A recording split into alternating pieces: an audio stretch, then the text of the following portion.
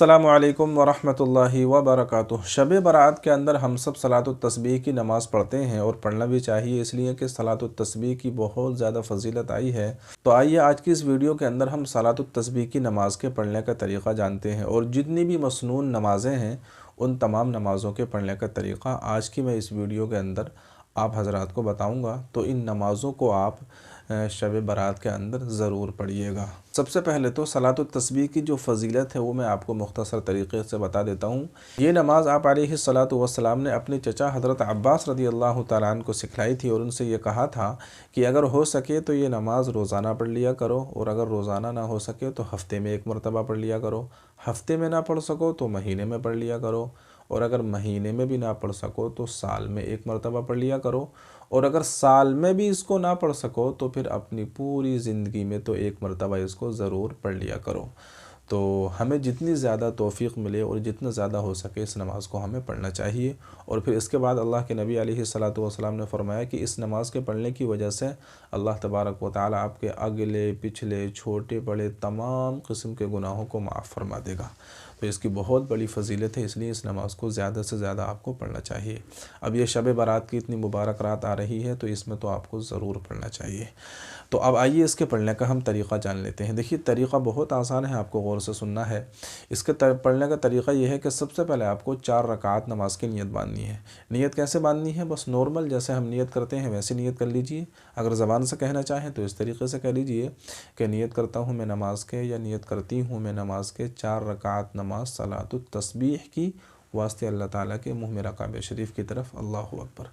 तो ये नियत करने के बाद आप नियत बांध लीजिए, ठीक है। अब देखिए इसमें जो है एक कलीमा पढ़ा जाता है, यानी सुबहानल्लाह वल्हम्दुलिल्लाह वला इलाहा इल्लल्लाहु वल्लाहु अकबर। ये कलीमा 300 मरतबा पढ़ा जाता है। इस बात को आप जहन में रखिए, 300 मरतबा ये कलमा पढ़ा जाता है, ठीक है। तो सबसे पहले आप इस कलीमा को याद कर लीजिए। ये कलीमा आपके याद हो गया तो अब देखिए जब आपने नियत बांध ली तो नियत बांधने के बाद आपको सबसे पहले पढ़ना है सना, यानी सुबहानकल्लाहुम्मा। सुबहानकल्लाहुम्मा आप पढ़िए। सुबहानकल्लाहुम्मा पढ़ने के बाद में फिर ये जो कलीमा है सुबहानल्लाह अल्हम्दुलिल्लाह ला इलाहा इल्लल्लाहु वल्लाहु अकबर, इस कलीमे को आप 15 मरतबा पढ़ेंगे, ठीक है। 15 मरतबा आप इसको पढ़ लीजिए। 15 मरतबा इस कलीमे को पढ़ने के बाद फिर आप अल्हम्द पढ़िए। उसके बाद में कोई सूरत मिलाइए जो भी आपको याद हो। सूरत मिलाने के बाद फिर यही कलीमा सुबहानल्लाहि वल्हम्दुलिल्लाहि वला इलाहा इल्लल्लाहु वल्लाहु अकबर, इस कलीमे को 10 मरतबा पढ़िए। रुकू में जाने से पहले पहले, सूरत मिलाने के बाद और रुकू में जाने से पहले पहले खड़े ही खड़े आपको 10 मरतबा ये कलीमा पढ़ना है, ठीक। 10 मरतबा आपने ये कलीमा पढ़ लिया, फिर आप तकबीर कहकर रुकू में चले जाइए। रुकू में जाने के बाद रुकू की जो तस्बीह होती है, यानी सुबहान रब्बियल अज़ीम सुबहान रब्बियल अज़ीम सुबहान रब्बियल अज़ीम, उसको आप 3 मरतबा पढ़ें, 5 मरतबा, 7 मरतबा, जितनी मरतबा भी आप पढ़ें। वो तस्बीह पढ़ने के बाद फिर यही कलीमा आपको 10 मरतबा पढ़ना है, सुबहानल्लाहि वल्हम्दुलिल्लाहि वला इलाहा इल्लल्लाहु वल्लाहु अकबर। ये कलीमा आपको 10 मरतबा पढ़ना है। 10 मरतबा पढ़ लिया, फिर उसके बाद में रुकू से खड़े हो जाइए, समी अल्लाहु लिमन हमिदा कहते हुए आप खड़े हो गए। खड़े होने के बाद फिर यही कलीमा, यानी सुबहानल्लाह वल्हम्दुलिल्लाह वला इलाहा इल्लल्लाहु वल्लाहु अकबर, इसको आप 10 मरतबा पढ़ लीजिए। 10 मरतबा पढ़ लिया, फिर उसके बाद में तकबीर कहते हुए आप सजदे में चले जाइए। सजदे की तस्बीह पढ़िए। सजदे की तस्बीह पढ़ने के बाद फिर यही कलीमा 10 मरतबा पढ़िए। फिर उसके बाद में आप सजदे से तकबीर कहते हुए बैठ जाइए। बैठने के बाद फिर यही कलीमा 10 मरतबा पढ़िए। फिर उसके बाद में आप दूसरे सजदे के लिए चले जाइए। जब दूसरे सजदे में पहुँचे तो सबसे पहले सजदे की तस्बीह पढ़िए। सजदे की तस्बीह पढ़ने के बाद फिर यही कलीमा आपको 10 मरतबा पढ़ना है। 10 मरतबा पढ़ लिया, फिर इसके बाद में जो है तकबीर कहते हुए दूसरी रकात के लिए आप खड़े हो जाइए। जब आप दूसरी रकात के लिए खड़े होंगे तो सबसे पहले आपको फिर यही कलीमा जो आपने पहले 15 मरतबा पढ़ा था, फिर इसको 15 मरतबा आपको पढ़ना है।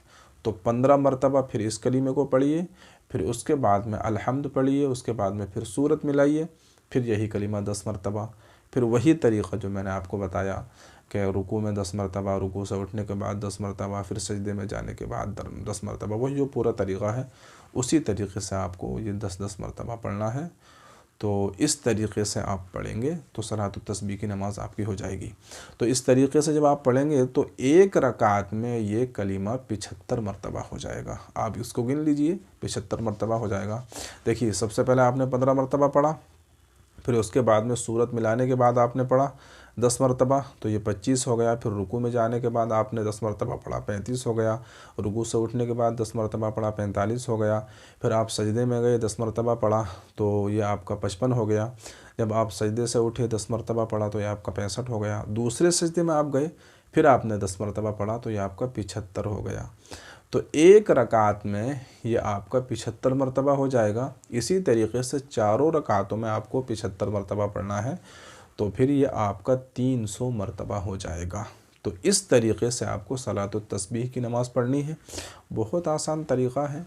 तो सलातुत तस्बीह की नमाज़ इस यानी कि इस रात के अंदर, शब बारात के अंदर हम लोगों को ज़रूर पढ़ना चाहिए। ठीक है, सलातुत तस्बीह की नमाज़ का ये तरीक़ा हो गया।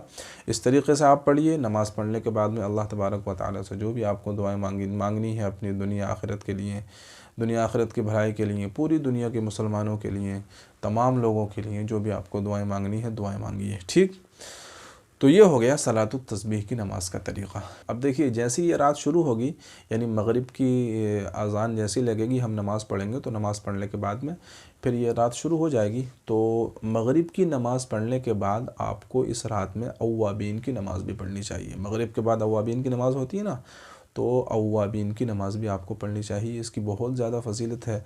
अल्लाह के रसूल अलैहिस्सलातु वस्सलाम ने इरशाद फरमाया कि जो बंदा अव्वाबीन की 6 रकात नमाज़ पढ़ता है, तो अल्लाह तबारक व तआला उसके लिए जन्नत में एक घर, एक महल तैयार कर देते हैं। तो अव्वाबीन की नमाज़ आपको कैसे पढ़नी है? तो इसके अंदर किसी तरह का कोई कलीमा नहीं पढ़ना है। ये तो वैसे ही बस नॉर्मल नमाज़ है, जैसे हम नफिल नमाज नॉर्मल पढ़ते हैं या जैसे फ़र्ज़ नमाज, सुन्नत नमाज़ पढ़ते हैं, उसी तरीक़े से आपको ये नमाज़ पढ़नी है। 2 रकात की आप नियत बांधिए। 2 रकात की नियत कैसे बांधेंगे?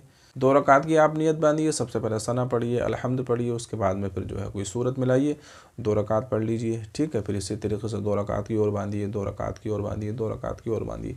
तो 2-2 रकात करके आप इसको 6 रकात पढ़ सकते हैं। ठीक है, तो ये नमाज़ आप ज़रूर पढ़िएगा, इसलिए कि इसकी बहुत ज़्यादा फ़जीलत है। और फिर शब बारात जैसी रात हो जाए तो फिर इसकी फ़जीलत और ज़्यादा बढ़ जाती है। ठीक है, तो अव्वाबीन की नमाज़ भी आपको ज़रूर पढ़नी चाहिए। फिर इसके बाद में आपको तहज्जुद की नमाज़ भी ज़रूर इस रात के अंदर पढ़नी चाहिए। तहज्जुद की नमाज़ की तो बहुत ज़्यादा फ़जीलत है। अल्लाह के रसूल अलैहिस्सलातु वस्सलाम ने इरशाद फरमाया कि फ़र्ज़ नमाज़ों के बाद जो सबसे ज़्यादा दर्जा है और सबसे ज़्यादा जो फ़जीलत वाली नमाज़ है ना, वो तहज्जुद की नमाज़ है। तो इसलिए तहज्जुद की नमाज़ ज़रूर इस रात के अंदर आपको पढ़नी चाहिए। चाहे आप 2 रकात ही पढ़ें, 4 रकात ही पढ़ें, लेकिन तहज्जुद की नमाज़ ज़रूर पढ़िएगा, इसलिए कि बहुत फ़जीलतों वाली ये रात है। और फिर तहज्जुद की नमाज़ कितनी फ़जीलतों वाली है, तो इसके अंदर तो फिर 4 चाँद लग जाएंगे। तो इसलिए तहज्जुद की नमाज़ इस रात के अंदर ज़रूर पढ़िए। तहज्जुद की नमाज़ कैसे पढ़नी है? वैसे ही नॉर्मल पढ़नी है, जैसे हम नॉर्मल नमाज़ पढ़ते हैं। 2 रकात की नियत बांध लीजिए, सना पढ़िए, अलहम्द पढ़िए, सूरत मिलाइए। फिर इसी तरीके से दूसरी रकात में आपको सना नहीं पढ़ना, सिर्फ अलहम्द और सूरत मिलाइए, 1 रकात आपकी मुकम्मल हो जाएगी। ठीक है, उसके बाद में अल्लाह तबारक व तआला से दुआ मांगिए। फिर इसी तरीके से जब तहज्जुद की नमाज़ आप पढ़ लें, फ़जर की नमाज़ आप पढ़ लें, फिर उसके बाद में इशराक की नमाज़ 4 रकात ज़रूर पढ़िएगा। 2 रकात अगर इशराक की पढ़ ले तो अल्लाह तबारक व तआला उसको 1 हज और 1 उम्रे का सवाब अता फ़रमाते हैं। तो कितना ज़्यादा सवाब है इस नमाज़ का, इसलिए इस नमाज़ को हमें ज़रूर पढ़ना चाहिए। नियत वैसी नॉर्मल करनी है बस कि मैं इशराक की नमाज़ पढ़ रहा हूँ या पढ़ रही हूँ, तो आपकी नियत हो जाएगी। और जैसे नॉर्मल नफल नमाज़ पढ़ी जाती है वैसी ये पढ़ी जाएगी। ठीक है, फिर इसके बाद में जब आप इशराक की नमाज़ पढ़ चुके हैं तो आप थोड़ा सा कुरान की तिलावत कर लीजिए, या अगर आप चाहें तो सो जाइए। सोने के बाद फिर 2-3 घंटे के बाद फिर आप जो है चाश्त की नमाज़ पढ़ लीजिए। चाश्त की नमाज़ के बारे में भी बहुत ज़्यादा फ़जीलत है। अल्लाह के रसूल अलैहिस्सलातु वस्सलाम ने इरशाद फरमाया कि जो बंदा चाश्त की 2 रकात की पाबंदी कर लेता है तो अल्लाह तबारक व तआला उसके तमाम गुनाहों को माफ़ फरमा देते हैं, चाहे उसके गुनाह समंदर के झाग के बराबर ही क्यों ना हो। तो इसलिए 2 रकात चाश्त की नीयत से आप ज़रूर पढ़ लीजिए। नियत बस यही करनी है कि मैं चाश्त की नमाज़ पढ़ रहा हूँ या पढ़ रही हूँ, और जैसे नॉर्मल नफिल नमाज़ पढ़ी जाती है वैसे ये पढ़ी जाएगी। ठीक है, तो ये जो मैंने आपको बताई 4-5 किस्म की नमाज़ें हमें शब बारात में ज़रूर पढ़नी चाहिए। तो ये मसनून नमाज़ें हैं, ये सुन्नत नमाज़ें हैं, इन नमाज़ों की पाबंदी ज़रूर करनी चाहिए।